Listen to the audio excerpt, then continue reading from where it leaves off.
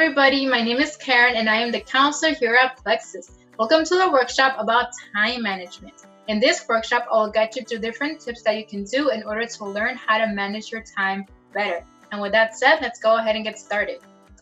Let's start off with different tips that you can use as a motivation to help you in managing your time. Time management helps you to reach your goals. It helps you in accomplishing what is most important. It helps you to reduce and manage stress. It helps you to work smarter instead of harder. It helps you to feel in control, and it helps you to have the time of your life without guilt. Let's start off with the first tip of time management, which is create and evaluate time log. First, track how you spend your time for a week in 15 to 30-minute intervals. Second, go about your normal routine. And 3, evaluate your results. Now, a good way to do this is by perhaps making an Excel sheet or maybe just putting it on your phone. So you want to see what things are you doing every day and how can you schedule that to make it in different intervals itself. Now, here are some questions you can ask yourself. First, did you accomplish everything that you needed to do? That is, did you make sure you completed everything on your list? Which task required the most time? Maybe there are some tasks, for example, school, that does require a lot of time and a big part of your day. And what time of the day are you most productive? That is, maybe you're not so productive during school hours because, of course, it is school and you're occupied during that time. And maybe you are free on the afternoon, and that is the best time for you to spend some time for yourself or be most productive for study hours and things like that. Next, analyze your time to determine actions. That is, you want to analyze where you devote the most time and if that is appropriate. So you want to see if there are any changes that need to be made to your routine and if there is anything that should be more of a priority. That is, maybe overall, if when you didn't practice time management, you didn't study as often. So maybe you should make that a priority and add more hours to your schedule. You should have a good sense of time required for routine tasks that can help you to be realistic in planning and how much time is available for other activities. So of course, you don't want to overwhelm your schedule with so much tasks at once, and you want to make sure you have other time for other things as well. Next, we have create a to-do list. So you want to keep track of your to-do list by using a planner, a calendar, an app, etc. My personal favorite is the Google Calendar. And in that way, you have, of course, a calendar itself where you can schedule yourself your different, study hours and where you are in class, your extracurricular activities, etc. And on the side, you have the different tasks you need to complete. Separate your to-do list into 4 quadrants. 1, important, 2, not important, 3, urgent, and 4, not urgent. You can have a to-do list, for example, in an Excel sheet, as I mentioned previously. You can also maybe just write your to-do list on your own planner, maybe on a piece of paper, maybe on your phone itself, etc. And you want to separate them to see what you should focus on the most. Prioritize what's urgent and important first rather than all of the tasks that are urgent. Avoid making your tasks become urgent. So you want to prioritize, for example, when it comes to homework assignments, maybe you should prioritize what's due more soon than the other things, and you shouldn't put just all of your things in one urgent spot.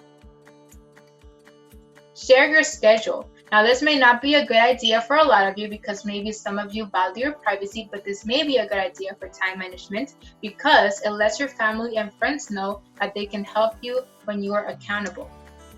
This allows them to give you space to focus. So when you share your schedule, they can see the times where you are busy, they can see the times where they shouldn't text you, they shouldn't send you a message, they shouldn't call you, etc. Reward yourself and celebrate with others when you accomplish your goals. So when you reward yourself, that boosts up your self-esteem. And once your self-esteem is high, it helps you in becoming optimistic that you're going to be successful. Next, use time slots wisely. So right here, you can see short time slots, medium time slots, and long time slots and how you should use them. Now, I'm not going to go over every single one of these because I know it is a lot of information on the slide, but feel free to pause the video if you would like to take a closer look at them. Let's start off with short time slots. So for short time slots, they are usually 1 hour or less, and you can have the opportunity to review notes, maybe do quick problems, review for exams, etc. A good example of short time slots are maybe bus rides and lunchtime. Next, we have medium time slots, which are usually 1 to 3 hours. And for medium time slot, you can have the opportunity to do more detailed note reviewing, maybe take notes from readings, make a rough draft, etc. And for long time slots, which are usually more than 3 hours, you can have the opportunity to work on an assignment, more specifically a long assignment, maybe do research, and maybe focus on your most important assignments. Now for medium time slots, which are usually 1 to 3 hours, you'll have the opportunity to do more detailed note reviewing, maybe make a rough draft or something, take notes from readings, etc. And for long time slots, which are usually more than 3 hours, you have the opportunity to work on an assignment, more specifically a long assignment. Now, as you can see, medium and long time slots are combined at the bottom because during medium and long time slots, you should divide your study time up into 1 hour sections and take breaks. It is very important to take breaks because if you study more than an hour at a time, you're going to become overwhelmed with so much information. You should take breaks, maybe to eat or maybe just to, take a nap or something like that, or something that you prefer to do. Next, we have be mindful. First, we have do not try to multitask. That is, maybe you are going to an extracurricular activity and you are thinking, oh, maybe I should study while I'm in that activity. Do not try to multitask. If you are doing an activity, just focus on that one activity. You lose time when switching from one task to another, resulting in a loss of productivity. As I mentioned, when you have scheduled yourself for an activity, you should stick to that one activity. If not, you're going to lose focus and you're going to switch up to doing other things as well. Routine multitasking may lead to difficulty in concentrating and maintaining focus when needed. That is, once you try to multitask, that is going to become a routine for you, and then you're not going to be able to focus on the things you're supposed to do. Procrastination is a waste of time. Now, you may be already familiar with the term procrastination, which usually means that you leave things until the last minute, which is usually a bad habit for a lot of students. It's normal to feel overwhelmed. It's also normal to vent about it. Complaining is not productive though. Now, if you just complain that you have a lot of work to do, then that is a type of procrastination and you should try to avoid it as much as possible. Some ways to avoid procrastination are by break up overwhelming tasks into smaller tasks, then it becomes more doable. That is, if you have a large assignment, for example, a research paper, maybe you should break up that task by, for example, you should research 2 articles this day, you should research another 2 articles this day, and you should write your paper this day, for example. Next, we have know the time or times of day when you are the most productive. On one of the beginning slides, I mentioned that you should analyze your time. One of the questions that you should ask yourself is what times of day are you most productive? And you should take that in mind when it comes to procrastination, so like that, you know that this is the most productive time of day and you should focus that time to study and do your homework.